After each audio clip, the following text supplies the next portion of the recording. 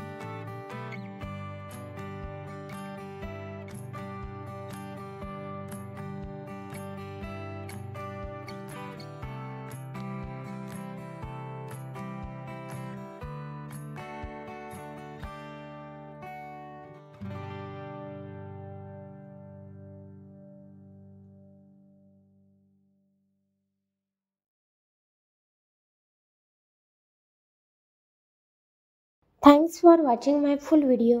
भेटूयात नेक्स्ट व्हिडिओमध्ये, तोपर्यंत goodbye, take care, bye.